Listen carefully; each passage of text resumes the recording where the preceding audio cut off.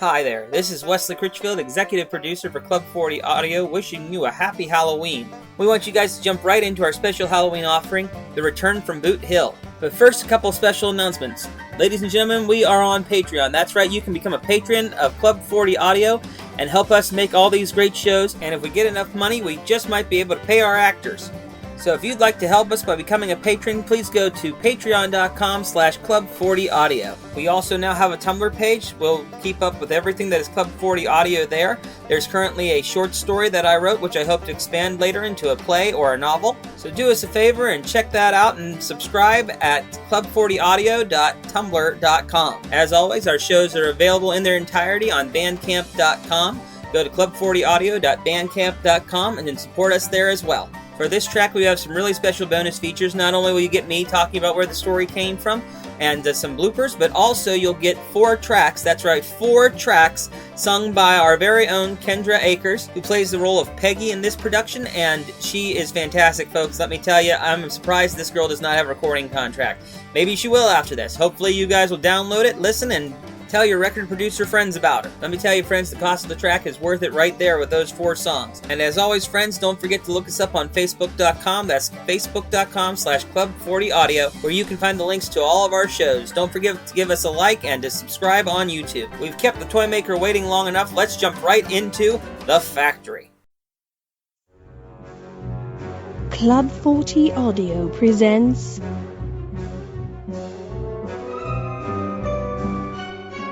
The Factory.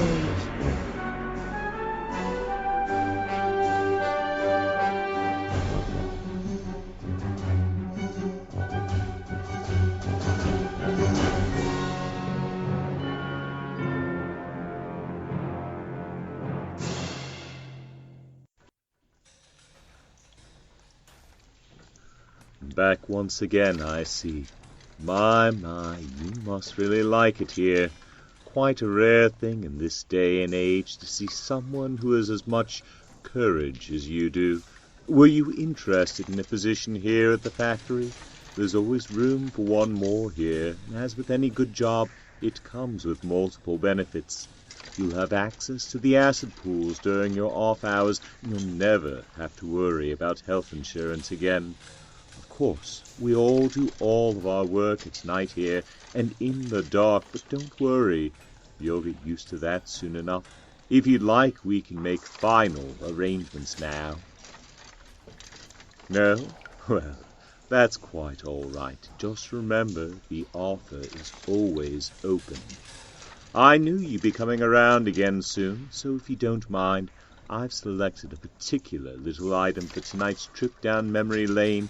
It's right here in this glass case. It's beautiful, is it not? The mother-of-pearl hand grips are a particularly nice touch. Oh, don't worry, it's not loaded. This 6-shooter hasn't been used for years. Looks a bit like a Colt 45, but of course it wasn't made by Colt or any firearms manufacturer around today. It was made right here in the factory. This gun has traveled around the world and back again. It took us quite some time to track it down, and it has all manner of stories to tell. It was used for good and for evil. Perhaps one day I will be able to tell you all the stories behind this gun. But as with any good story, it's best to start at the beginning. The year was 1898.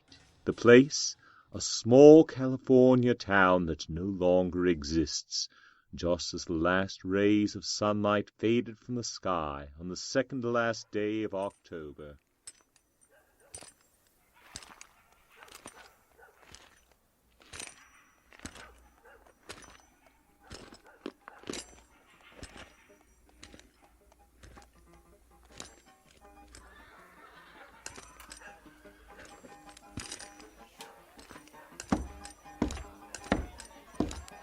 Say there, stranger. I don't need all that dirt in here. Dust yourself off before you come in. Wipe that mud off your face and the horse trough for all I care, but don't you bring it in here.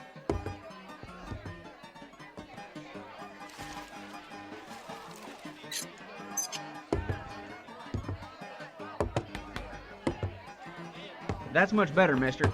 Don't mean to put you out, but that was quite a bit of dirt you had on you. Don't mind a man working hard in the fields all day coming in for a nip of whiskey. But I can't have you making mud all over my establishment neither. Now, what can I get you? Give me a mug of beer. Coming right up. You new in town, mister? Can't say I've seen you around before. No, I've been just outside of town for a little over a year or more now. Well, I've only been here about 6 months myself. Took this place over from old man Brendan when he decided to go and try his fortunes with Jeff Webster up in the far country. Far country? Yeah, you know, Klondike, Yukon, all that gold rush nonsense off in Alaska. Just looking for new and exciting ways to get yourself killed, if you ask me. We're just starting to get the West team down some, and what did they do? They're looking for gold in the worst country God ever made. Weren't hardly no gold here in California. Won't hardly be no gold up there neither. What do I owe you? All I have on me are these 2 silver dollars. That's all right, son. First one is free. It's on the house to newcomers, but if you'll be wanting a second, you'll need to pay for that one. Thank you. It's a mighty fine beer, sir. Mighty fine. So what brings you into town for the first time in over a year, Mr. Stoddard. Tom Stoddard.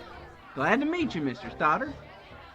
So I'll ask you again, what brings you into my bar? I came here to find the man who killed me. I beg your pardon, my hearing must be going. Did you say... You heard right. I assume by that you mean the man who tried to kill you? No, I meant what I said. What'd he do? Steal your land? Your girl? No, I mean he killed me. Put a bullet through my heart. Right outside in that street out there. I was walking back to this very bar 1 year ago, and someone shot me. Say there, young fellow, that's a pretty big blood stain on your shirt. You better... Oh, that's a neat little hole in it, too. Yes, and a not so neat, much larger hole in the middle of my back. But I'd rather you didn't have to see that one. I'm rather afraid to take off my hat, too, seeing as how I don't know what's underneath it. Or not underneath it anymore. Then all that dirt on you was... Yes, the dirt from my grave. But what brought you... What brought me back? I'm not altogether sure. Last thing I remember was being shot in the street. Not even that so much.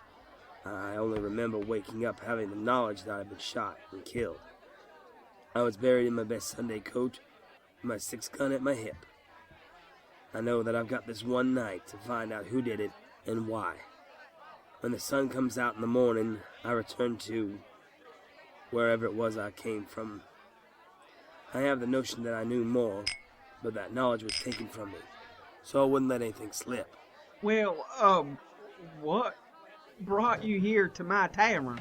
That's the one other thing I know. The killer is someone in this tavern. And until I find him, I'm afraid I can't let anybody leave. Sit down, mister. I was just going to use the privy. I'm sorry, but nobody's going out that door till they have my say-so. So you're just going to have to hold your water until we get this thing settled. Now sit down. I said sit down. Now hold on just a minute, son. What do you think you were... Mercy's sake alive. Stoddard? Tom Stoddard, is that you, boy? That's right, Sheriff. I'm here. And just like Lily Langtree, I'm here for one night only. So sit down and enjoy the show. But how? I saw you buried last year. Put the dollars on your eyes myself. Doesn't matter how I'm here. Fact is, I'm here. And very soon, someone in this tavern will be going back to the grave with me. Now I want everyone to just sit there and listen real quiet-like. And keep those hands up on the table where I can see 'em. You there. Up, up, up. That's right. Good. Now, near as I can count, there are 15 people in this bar. Now I want everyone that's been in town for less than a year to put up their right hand. That'd be a gun hand for most of you. That's right. Good. Now, Sheriff, does that look about right to you? I don't know, as I can say properly. Be honest, I don't know everyone in town. Come on, Sheriff, you know me. You know I ain't been here more than 4 weeks, and I got to use the privy. It's true, Stoddard. He's new. Be a gent and let the man go. All right, out with you then. All right, now who else has been here less than 6 months? Barkeep, you seem to know who's new and who's not, or else you'd be handing out a whole mess of drinks for free every night. I want everyone who's been here for less than 6 months to line up, single file, if you please, and head past the barkeep. If he says you can go, you go. But if he says you're lying... Good. Thank you, Cincinnatus. Good. He's alright. He's new. Cincinnatus. Go ahead. Uh-huh. Thank you, Cincinnatus. Right. You're fine. Never in all my days. Yeah. Yeah. Thank you, Cincinnatus. That leaves us with just 9 people beside you, me, and the barkeep, Sheriff. Reckon you can confirm the rest of them? Well, I should hope so. All right, the rest of you. Now, if you ain't been here more than a year, I want you to stand up. Well, Sheriff. Yep, they all check out. All right, the sheriff says you're good to go, so go. And don't none of you try to be a hero neither. I'm already dead and I've got nothing to lose. So if you have any bright ideas about trying to take a shot at me, I can tell you it won't do you any good. Now get. Well, now let's see. How many patrons does that leave us with? Seems like there's only 3 of you left, excepting the sheriff, the barkeep, and myself, of course. Old man, state your name and business. Kenneth Weaver, but most folks around here call me Cookie, seeing as how I was the cook on most of the wagon trains came out this year way. How long have you been living here in town? Well, let's see. Civil War ended in 65, and I was the first wagon train here in 78, and I did that nigh on to 15 years. So I reckon I've been here 5 years. Do you remember me? Of course I do. I remember just about everyone that comes through this town. You was here back a little over a year ago. Said you was just passing through. Was waiting for that stage that comes through every Wednesday. Said you were heading to San Francisco. That's right. Good for you, old man. I ain't that old, son. I'm only in my 50s. You ain't been in your 50s for at least 5 years now. State your name and business, sir. Mel Garner is the name, and I remember you, too. You cheated me out of $15 here at this very table. I was mad as a hornet about it, too, and if you was to put that pea-shooter away, I'd have it out with you right here and now. I mean to collect that money back. I've no doubt that you would. Might be you were even willing to kill over. I wouldn't exactly set out with that as the end goal, but I wouldn't exactly cry over it if that's how things turned out. Well, Mr. Garner, it seems someone may have beaten you to the punch. Or maybe they didn't. And what about you? Son, I reckon I Yeah, wouldn't. you. The one sitting in the corner with his back to me. What hasn't moved since I announced my intentions. Turn around and face me. Frank Cheney, as I live and breathe. Or rather, as I don't anymore. No thanks to you. You come into this bar, messing up people's happy times, and you don't expect nobody to be putting a stop to it? What are you gonna do, Frank? Kill me again? If I killed this man, he'd be in a pine box, in the ground, right now.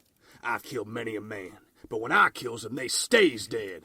Well, maybe you've got a high toll to pay on the other side, Mr. Cheney. Mayhap be that you got so many waiting for you on the other side as they got up a collection to send me back. Make sure you join us before you take any more lives, adding to your toll. You come in here with some fancy makeup and a hole in your shirt and expect us to believe that you're Lazarus, his own self, raised up from the grave for revenge?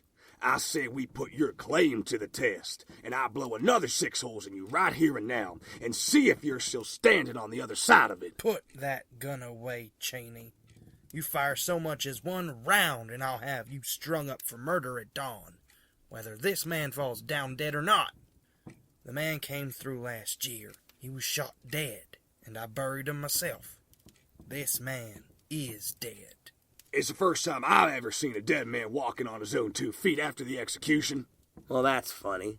I think I'm looking at another dead man walking. Right here and now. That does it, Sheriff. Are you gonna handle this, or am I? Look, Cheney, I don't know if what this man is saying about being dead is actually true or not, but he seems to be breathing or else he wouldn't be able to talk. And he sure don't seem to be decayed as a man ought to be after laying in the earth for a full 12 months. But at the same time, he brings up the fact that a man was killed a year ago, and honestly no one has ever been punished for it. I don't know if he's the dead man's brother or a dead man himself, but one thing's for darn sure. He's come a powerful long way to have this out, and I want to see justice done as well. Sheriff, I'll have your badge for this. If this isn't the man I buried last year, and it all turns out to be some kind of prank, you won't have to take it, Frank. I'll give it to you myself. Now sit down. What in the Sam hell? Oh, for mercy's sake, I forgot about Peggy. Peggy? Where's that music coming from? It's a melodeon. I had it shipped in from New York 5 months ago. Turn off the melodeon and come down here, Peggy. There's doings going on you should know about. Now just what is going on here? The bar is practically empty, and here's this man standing with his gun out like he's gonna rob the place. Hello, Miss Peggy. Remember me? No, I don't remember you. I don't remember ever seeing you before in my life. I would have thought you'd been in San Francisco by now. Seeing as how the last time we met your father was dying, and you had no way of getting to him if and you didn't have $10 by the time the stage came in. Tom Stoddard? How's it possible? You were shot dead in the street. I saw it happen. And I buried him 2 days later after you caught the stage out of town, Miss Peggy. But it's him, all right. You say you saw it happen. Just what exactly did you see? But you're dead. I know you're dead. You're dead. I'm dead, but I'm back. I've just got this one night to find out what happened. Now answer me, Peggy. What did you see that night?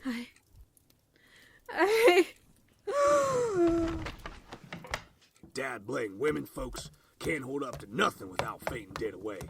Tain't the kind of woman I'd put up with for 5 minutes. Well, when Slewfoot Sue finds her way back from the moon, I'll send her right to your door. Till then, make yourself useful and get some water. Don't step out that door, Mr. Cheney, or I will put a hole in you. I wasn't going out that door anyway, you varmint. You folks don't know nothing nohow. What she needs is a good stiff shot of white lightning. That'll wake her up and have her ready to dance the can-can. You say you wouldn't take a shine to Peggy here. Yet, as I recall it, you were quite angry when you thought I was trying to make friendly with her last year. She weren't like that last year. Leastways so's that I knew about it. And besides, a man's allowed to change his predilections, ain't he? Here you go, Peggy. Come on. Drink this down. Is that from Bill Jones still? That would peel paint off the walls. Oh, give me another. That's one thing you say about Peggy. She ain't no sissy when it comes to her liquor. I ain't a sissy when it comes to nothing, Kenneth Weaver. I've rebuffed you enough times for you to know that. 'Tis true, 'tis true, yes, sir.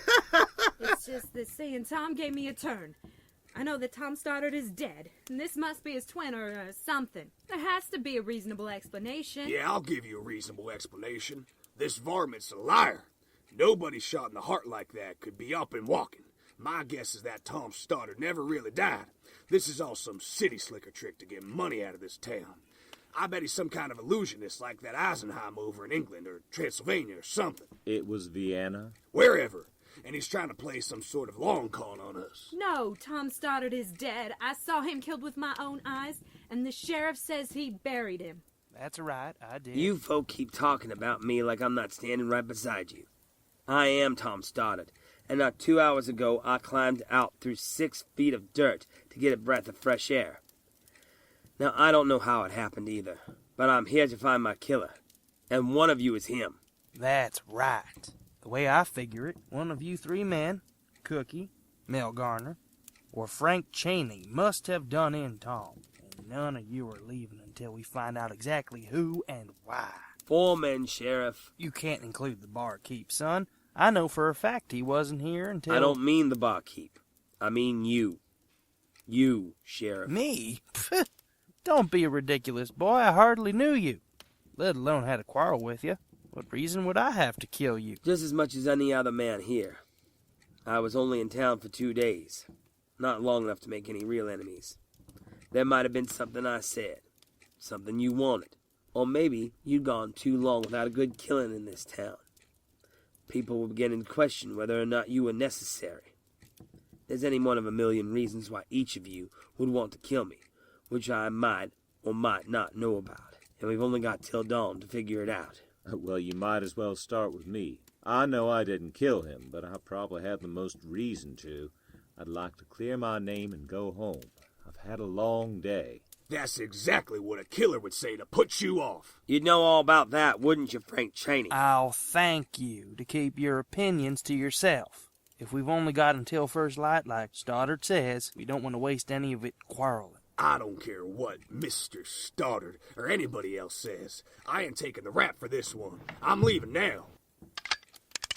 Sit down, Chaney. I expected as much from you, Tom, and you, Sheriff. But you, Peggy? That's right, me too. I want to know who it was that killed Tom. He done me a kindness, and I want justice done.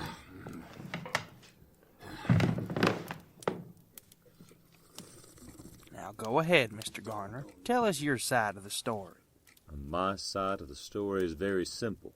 I was sitting in this very tavern when Mr. Stoddard came into the bar.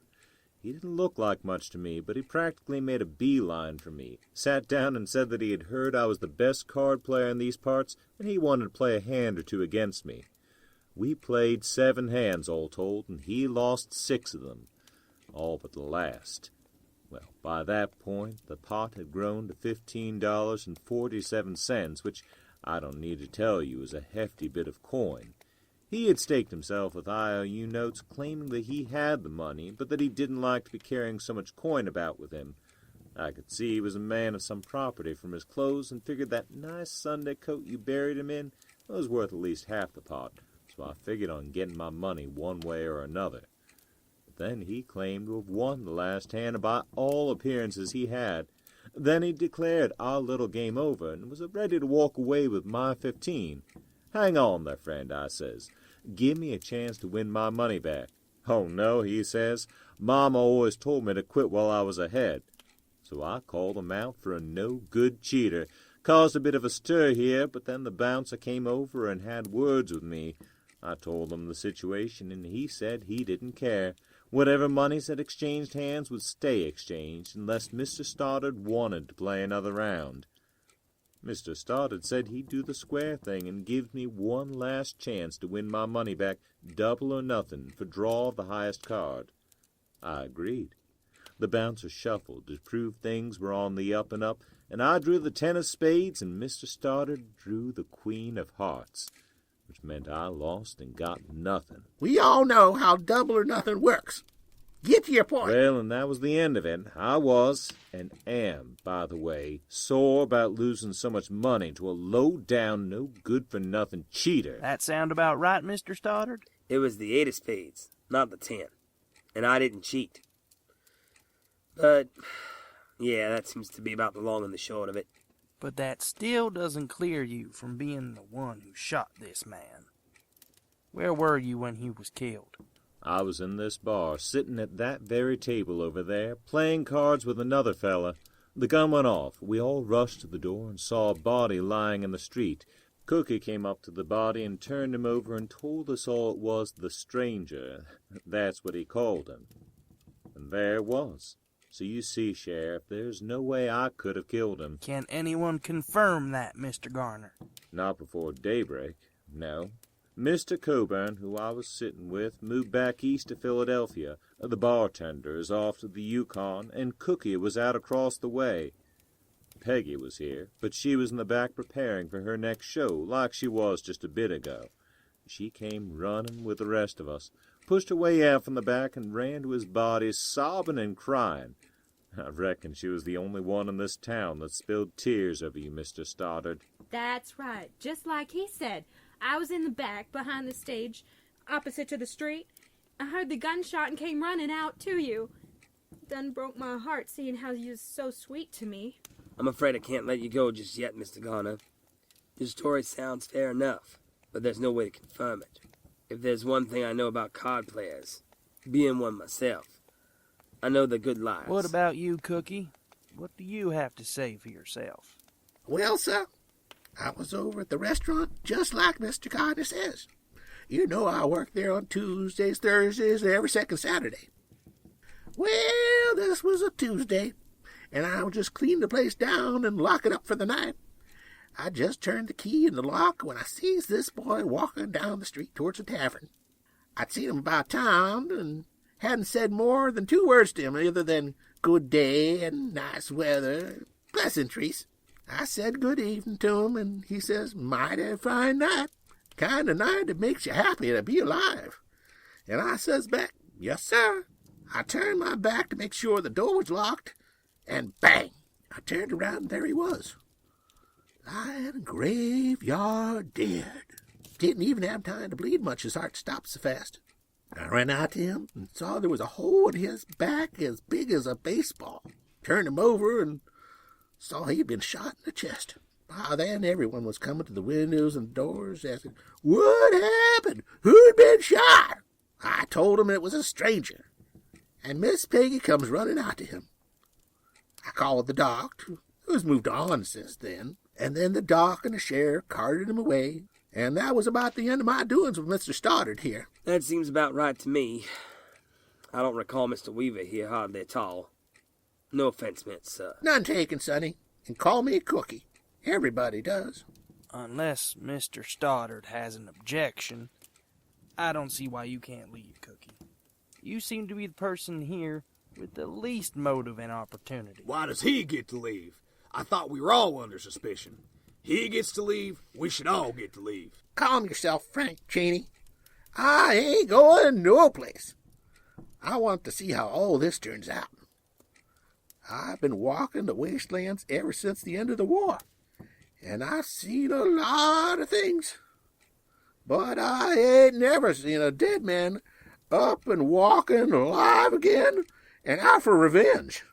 I'd regret leaving the rest of my days.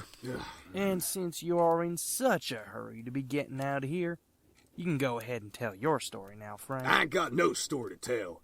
I was upstairs in my room above the tavern asleep when this varmint went and got himself shot. I walked to the window, looked down in the street, heard Cookie say it was a stranger. Thought he'd gotten what was coming to him and went back to bed. That's that. Well, that's a strange thing to say about a man you had no commerce with beforehand. You'd have to be completely devoid of the milk of human kindness to have that opinion of a man you never met.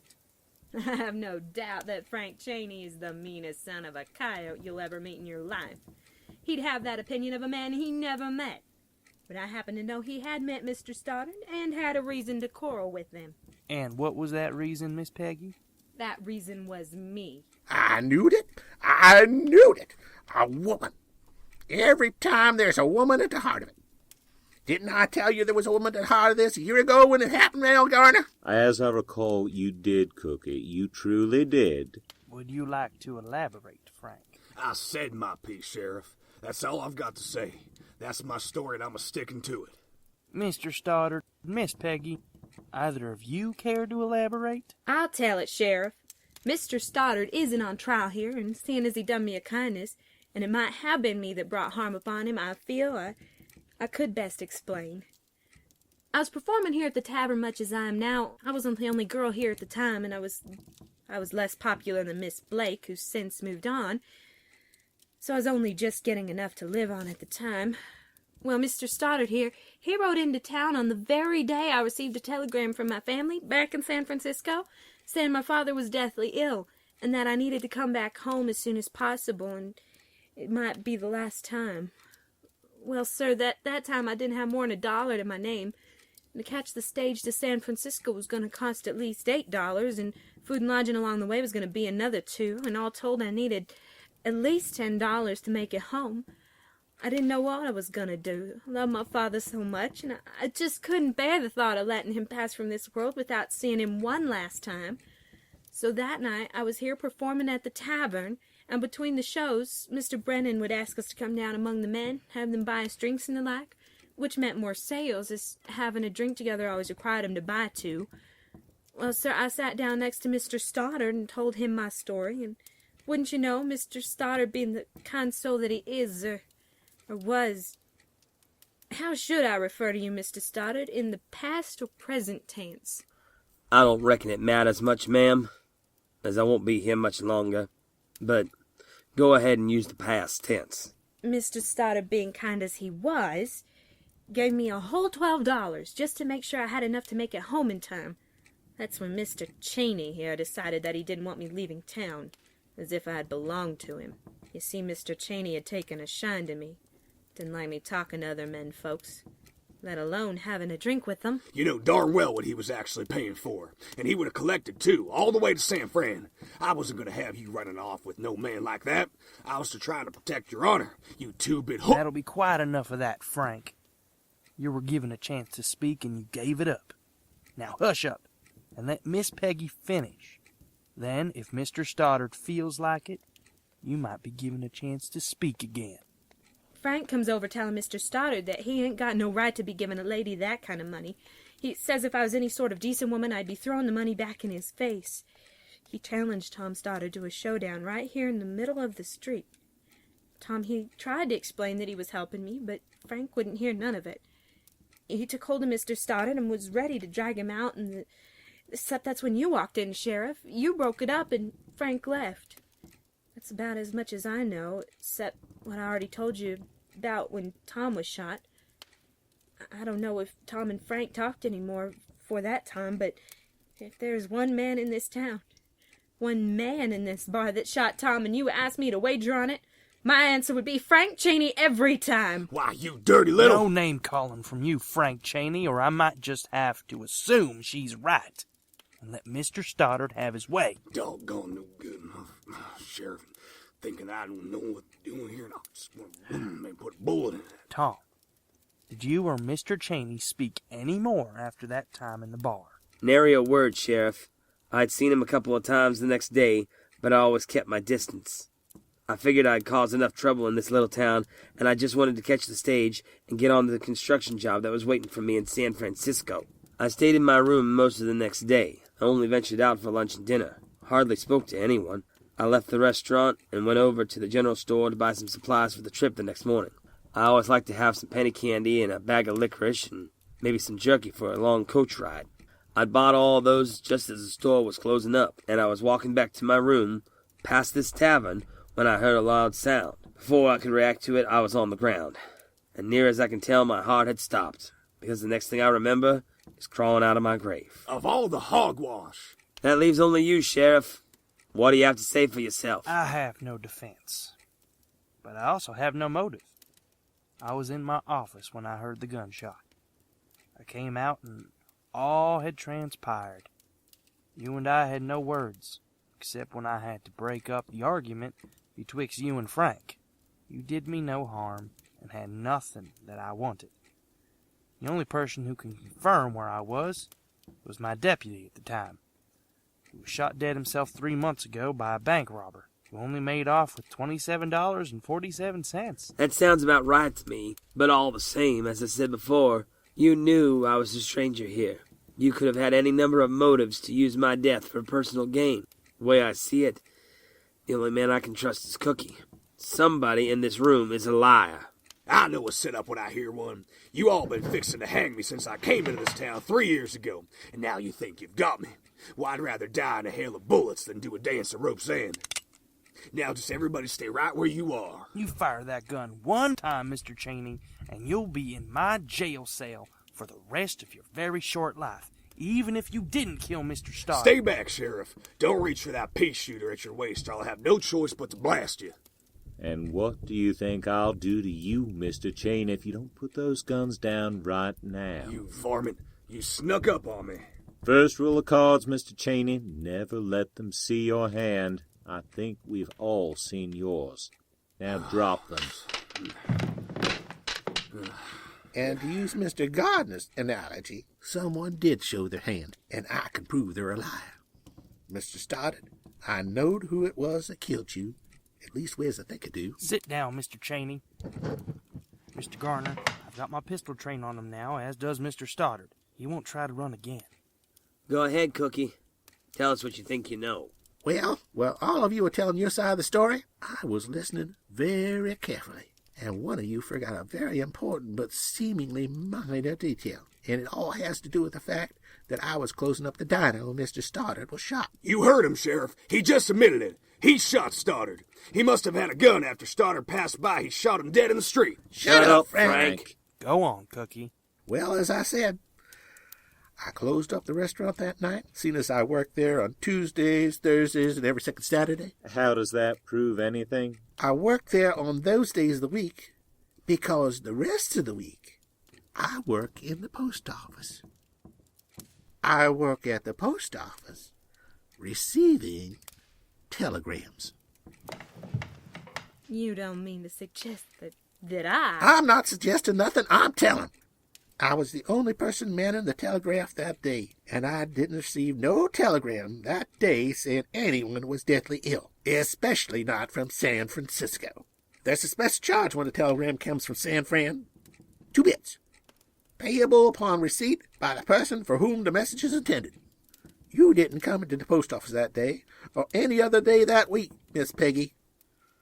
And I'm sure the logbooks will bear out that no fee was paid that day for a message from San Fran. Well, I must have been confused. Maybe the message came in on Saturday or the day before. All the days that I was working at the post office. And I might not have said anything about it, thinking that I might be wrong and could have missed or forgotten about the telegram, except for one other thing. Posters. Posters? What the Sam Hill you talking about, old-timer? At the post office, they put up all kinds of posters. Wanted posters for criminals, of course, and also advertisements, new medicines and remedies, even new kinds of candies. But there's ones I always took a fancy to. They were the ones for them so-called Wild West shows, like the ones that made Buffalo Bill famous. What about them, Mr. Weaver? Hold your horses, son. We got plenty of time before sunrise, and I'm making my case. Well, sir, as I was saying, Buffalo Bill might be the most famous of those shows, but there was another one, headed up by a man with one of those fancy Italian names like Tromboni or Stromboli or something like that, and his featured performer was a woman gunslinger who was rumored to be the match for Annie Oakley. But when they came to town, they didn't have a gunslinger no more. Said she and Stromboni had some sort of fallen out, and the name of that showgirl was Pistol Packin' Peggy. Annie Oakley, the miserable sideshow performer. She couldn't shoot her way out of a paper bag compared with me. So you are pistol-packing Peggy. Shoot, I traveled more than 10 miles to see your show once. I had a career once, but Stromboli, he put it out everywhere that pistol-packing Peggy was the thief and had her hand in the till. Now no one'll hire me. I didn't steal a penny from him. All I did was demand what I was owed. But he said 'cause I was a girl, I only got half of what the men was making. He said he owned me anyway. Said I was lucky to have that much. So yeah, I left the show. Who wouldn't? But he spread the word around, and I had to find work somewheres. So here I am, a singer in a tavern, in a one-horse town. But that don't make me a killer. Mr. Stoddard, he done me a kindness. What reason would I have to kill him? That's right. He done you a kindness, and you done him in. There's some guesswork here, but I reckon you were probably giving most of the menfolk that passed through one version of a sob story or another, trying to get money off of them, seeing as you were so hard up for money. Then comes Mr. Stoddard, his pockets weighed down with dollar bills he won from Mel Gardner over there. You may have seen him win it. Lord knows Mr. Gardner can certainly make a fuss when he thinks he's being cheated, which ironically seems to happen any time he loses a hand or two. Mr. Stoddard has all that money weighing down his bindle, and you come a-slingling up to him, telling him some story about your pa, and he plunks down every last red cent you need plus $2 more. Exactly. He gave me everything I needed and more. What reason could that be to shoot a man in cold blood? As it turns out, every reason. You figured a man who could afford to hand over that kind of green to a tavern girl must have a whole lot more on his person. If he could hand over $12, as if it was penny candy, he must be positively rolling in it all. So you went to his room when he was out and rifled through all his belongings while I was gone. Don't you remember me saying, Sheriff, that the room was awful messy for someone who was planning to ride out at first light? That's right, I do recollect that. His luggage looked like it had been hastily thrown together. Nothing was folded. I just figured he wasn't exactly a tidy sort. But what Cookie says makes sense. Someone went looking through his things, then tried to put it all back together in a big dang hurry. That's right, that's right. But then she went through all his belongings and didn't find no money, or very little anyway. So she figures he must have the money on him. It's all nonsense. Utter nonsense. So you went to the top of the tavern and shot him, killing Tom Stoddard graveyard dead in the middle of the street with one shot. There's a hole in your theory, Mr. Weaver. Miss Peggy was backstage when Tom was shot, and I'm in the way of knowing that the backstage is no way out except through the stage. No windows, no doors. So you see, Miss Peggy couldn't have shot him. That ain't right at all, you darn fool. There's a way from the first floor to the second floor back there. It's a trap door. Miss Blake used it all the time. Right, so Miss Peggy, being the crack shot that she is, takes aim at Mr. Stoddard from an upstairs window, and bango! She hits her mark. Everyone in the tavern runs out, and pistol-packing Peggy slides down through the trapdoor lickety-split. Everyone agrees she was the last one to the door, and she runs out to him, acting as if she's all concerned for him, and in reality, she's fueling him up to find his billfold. Except he ain't got no billfold on him, did he, Miss Peggy? I know he didn't, because I found it later in his room, and there weren't nothing in it but $1 and a ticket for the next morning's stage.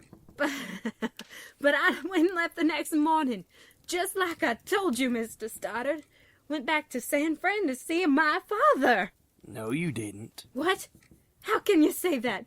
How would you know? Because you came back 2 days later. It takes nearly a week to reach San Francisco from here, and you weren't gone for more than 2 days. This may be a one-horse town, Miss Peggy, but because it is, I know when one of my long-time townfolk leave, and I know when they come back again. Not 2 days after the death of Mr. Stoddard, you were back on the stage here in this tavern. You had another go-around with Mr. Cheney here. I remember because it was the last time. And after that, Frank decided he didn't want you anymore. I guess I should have quit while I was ahead with you, Mr. Stoddard. Should have just rode out to Frisco, see what fortune had in store for me there. But the money was just too much to resist. What money? I didn't have any money. I gave you nearly every cent I had, but for $3. I'd already bought my ticket when we met. Yeah, and here you had me thinking you were some rich city man from Frisco, with your Sunday coat and your lousy $15. And it turns out you were nothing but a do-gooding day laborer all along. Arrest her, Sheriff. She's the one who shot me through the heart. Peggy, you're to blame? I never would have thought it of you. What, you thought I had a heart of gold? If I'd had a heart of gold, I would have plucked it out and sold it long ago. And now, gentlemen, I'll thank you to clear the way so I can be leaving. Peggy, don't do it. You'll only make it worse on yourself. As if it could possibly be worse. I'm poor, I'm a nobody, and now Mr. Stoddard wants to take my life. I think I'll take my chances out there. Stand away from that door, Cookie. You above all I've got reason to kill. You old blabbermouth fool. Why can't you just stick to cooking and mind your own business? That's right, move aside. Now be a gentleman and hold the door for a lady. Gentlemen, I'll be wishing you a pleasant evening. Peggy! My foot! You shot my foot, you dumb ox! I hit just where I was aiming. I told you I didn't kill him, Sheriff. When I kill something, it stays dead. Get that gun, Mel. Don't worry, I've got it. Pearl-handled Colt 45. Where did she get a gun like that? Give me a hand getting her over to the bar, will you, Cincinnatus? So what's it gonna be, Tom? You gonna shoot me? Kill me dead right here? Or are you going to drag me down to hell? Take my soul like something out of one of Mr. Poe's stories? Neither, Peggy. Neither. I came back for justice, not revenge. Vengeance is mine, saith the Lord. If I was to try and take my revenge on you, I would have a price to pay in eternity. And since I've been granted this brief return to this world, I really don't want to put my soul in jeopardy. Not over you. No. The law will deal with you. First man's law, and after that, God's law.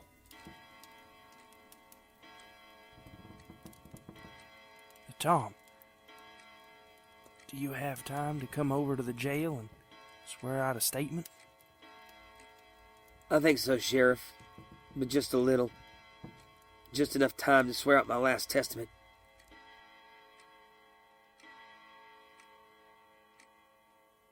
For these reasons, and from the evidence given by myself and Mr. Weaver, I, Tom Stoddard, do swear out this affidavit that Miss Margaret Parker is solely responsible for putting an end to my natural life. Yep, sounds good to me. And as fine a statement as any judge could ask for. Now I just need to sign it, Tom. I don't know how much good it will do.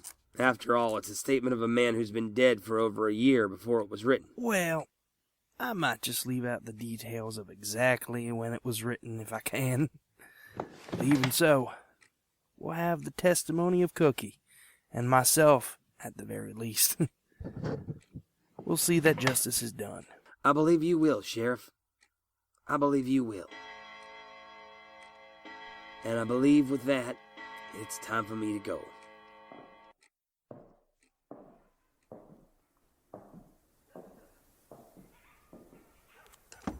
Be careful, Mr. Stoddard. It's powerful misty out here tonight. Wouldn't want you to fall and get hurt now. Thank you, Cookie. Where exactly are you off to, Mr. Stoddard? Do you know? Oh, Mr. Weaver, that's been a secret since the dawn of time. You don't really want me to go spoiling the surprise now, do you? Not when you're so close. No, I suppose not. But is it good? Can you tell me that? You see, I did me some killing back in the war. Mr. Weaver, you have nothing to worry about. You've been a God-fearing man all your life. Did the best you could with the time that was given to you. That's all anyone can ask for. Peggy, on the other hand, well, that's the one thing we're not supposed to judge now, isn't it? Goodbye, Cookie. See you soon.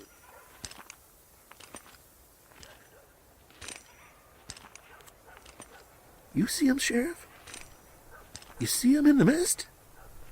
Just barely, Cookie. Looks almost as if the mist were passing through him, doesn't it? Yes, sir. It looks like he's headed up the hill towards... Yeah. Can you see him? Just his boots now, Cookie. Just his boots. Margaret Arthur, also known as Pistol-Packing Peggy, was put to death 2 months after the strange incident of the return of Mr. Stoddard. All her belongings were claimed by the courts, but strangely one item in particular was missing, her mother-of-pearl .45 caliber pistol. It wasn't seen again until... Oh, well, that's a tale for another time. And speaking of time, it looks like ours is running out. Just as with Tom, we can only be here for so long. When the dawn comes, well, let's just say that if you don't go now, you might have to come with us. Best not to take chances. But you are welcome to come again, as you have before at night. We'll always be waiting for you here at the factory. You have been listening to The Factory. Return from Boot Hill is an original audio drama written, produced, edited, and directed for The Factory by Wesley Critchfield. Heard in the cast: Josh Momini as Cincinnatus the Barkeep, Thomas Hogben as Cookie, Cletus McConville as the Sheriff, Rick Spavaro as Frank Cheney, Kendra Akers as Peggy, with Wesley Critchfield as Tom Stoddard and Sean Dugan as Mel Garner and the Toymaker. All music in the factory is public domain and available from YouTube's audio resource and does not require accreditation. Please remember to subscribe to this channel to keep up with everything Club 40 Audio has to offer. Remember to visit us on Facebook and give us a like to receive updates and consider being a patron. For updates, short stories and more, check out our Tumblr feed. The Factory is an original production from Club 40 Audio. All rights reserved.